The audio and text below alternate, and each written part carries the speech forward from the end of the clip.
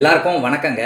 இந்த வீடியோவில் நம்ம பார்க்க போகிற டாபிக் என்ன அப்படின்னா, பிரசன்னத்தில் 30 பாகைகள் 30 வேலைகள். இந்த கான்செப்டே டிஃப்ரெண்ட்டாக இருக்கும். இது நீங்கள் கேள்விப்பட்டிருக்க வாய்ப்பில்லை. எல்லா பிரசன்ன புக்கையும் நான் படிச்சிருக்கேன். எந்த புக்லேயும் ஒவ்வொரு டிகிரிக்கும் என்னென்ன மாதிரி செயல்பாடு இருக்கும் அப்படிங்கிறது எந்த பிரசன்ன புக்லேயும் கொடுக்கப்படலை. எந்த ஒரு ஜோதிட ஆசானும் அது அஷ்டமங்கல பிரசனமாகவே இருந்தாலும் உயர்நிலை வகுப்பில் கூட யாருமே இதை சொல்லி தரல அப்படிங்கிறத என்னால் ஆணித்தனமாக சொல்ல முடியும். எந்த புக்லையும் இது கிடையாது. இது மூல நூலில் தான் இந்த விஷயம் கொடுக்கப்பட்டிருக்கு. இது யாருமே சொல்லித்தர காரணத்தினால என்ன பாவம் பண்ணியிருக்கோம், என்ன புண்ணியம் பண்ணியிருக்கோம் அப்படின்னு உங்களால் கண்டுபிடிக்க முடியாது. இது தெரியல அப்படின்னா நீ என்ன பாவம் பண்ணதுனால கஷ்டத்தை அனுபவிக்கிறீங்க அப்படிங்கிறத நிச்சயமாக கண்டுபிடிக்க முடியாது. இதை யாரும் சொல்லித்தரவும் இல்லை அப்படிங்கிறது தான் நிதர்சனமான உண்மை. இருந்தாலும் எல்லாருமே தெரிஞ்சுக்கணும் அப்படிங்கிற காரணத்தினால இந்த வீடியோ நான் போடுறேன். பார்த்து பயனடைகிறவங்க பயனடையலாம். இந்த மாதிரி நுணுக்கமாக போட்டால் யாருமே பார்க்குறதில்ல. பேசிக் கான்செப்டை போட்டு திரும்ப திரும்ப பேசுகிறவனுக்கு லட்சக்கணக்கில் வியூஸ் போகுது.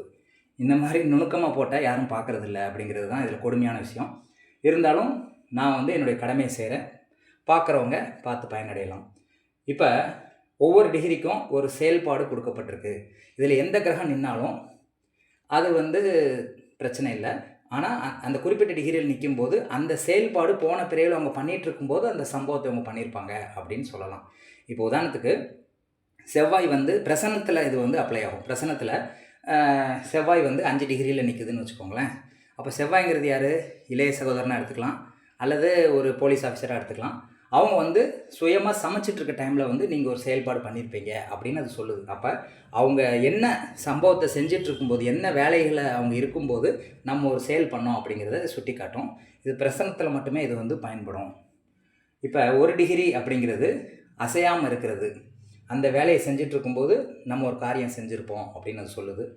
2 டிகிரிங்கிறது உணவு உண்ணுதல். ஒருத்தன் சாப்பிட்டுட்டு இருக்கும்போது நம்ம ஒரு காரியத்தை பண்ணியிருப்போம் அப்படின்னு சொல்லுது. அது என்ன கிரகம் நிற்குதோ, இப்போ உதாரணத்துக்கு சனி 2 டிகிரியில் நிற்கிது பிரசன்னத்தில் அப்படின்னா, சனிங்கிறது வேலைக்காரங்க. அப்போ வேலைக்காரங்க சாப்பிட்டுட்டு இருக்க டைமில் நம்ம ஒரு சம்பவத்தை பண்ணியிருப்போம் அப்படின்னு அது சொல்லுது. நல்லதோ கெட்டதோ. 3 டிகிரிங்கிறது அன்னதானம் செய்தல், 4 டிகிரிங்கிறது பயப்படுதல், 5 டிகிரிங்கிறது சுயமாக சமைத்தல், 6 டிகிரிங்கிறது விருந்தினருடன் உண்ணுதல், 7 டிகிரிங்கிறது பிறர் வீட்டில் சுகமாக சாப்பிடுதல், 8 டிகிரிங்கிறது மற்றவர்களின் புகழ்ச்சிக்கு உள்ளாதல், 9 டிகிரிங்கிறது வாகனத்தில் பவனி வருதல், 10 டிகிரிங்கிறது பலவித வாகனங்களில் புனித பயணம் செல்லுதல், 11 டிகிரிங்கிறது இருப்பிடம் விட்டு வெளியேறுதல், 12 டிகிரியில் ஒரு கிரகம் நினச்சுன்னா நல்ல விஷயத்துக்காக பயணம் செல்லுதல், 13 டிகிரி அப்படிங்கிறது ராஜ்யம் ஆளுதல், 14 டிகிரி தன் குடும்பத்தினருக்கு தலைமை ஏற்றல், 15 டிகிரி ஒரு கிராமத்தை ஆளுதல், 16 டிகிரிங்கிறது தன் குடும்பத்தை நிர்வகித்தல், 17 டிகிரியில் ஒரு கிரகம் நின்னா ஒரு நகரத்தை ஆளுதல், 18 டிகிரி அப்படின்னா ஒரு நாட்டை ஆளுதல், 19 டிகிரினா மனைவி மீது ஆசையோடு இருத்தல், 20 டிகிரி அப்படின்னா ஆழமான ஆராய்ச்சியில் ஈடுபட்டு இருத்தல், 21 டிகிரினா மனைவியோடு மனஸ்தாபம் கொண்டிருத்தல், 22 டிகிரினா அசையாமல் தூங்குதல், 23 டிகிரிங்கிறது ஆற்றலை வெளிப்படுத்துதல், 24 டிகிரிங்கிறது பிறர் மனைவியோடு சல்லாபம் செய்தல், 25 டிகிரியில் ஒரு கிரகம் நின்றுச்சுன்னா பெருங்கவலைக்குள்ளாதல், 26 டிகிரிங்கிறது அலைந்து திரிதல், 27 டிகிரிங்கிறது ஆபத்தை எதிர்கொள்ளுதல், 28 டிகிரிங்கிறது அரச தண்டனைக்கு உள்ளாகுதல், 29 டிகிரிங்கிறது ஆயுதம், விஷம், அக்னி போன்றவற்றால் அச்சம் ஏற்படுதல், 30 டிகிரிங்கிறது நோய்வாய்ப்படுதல்.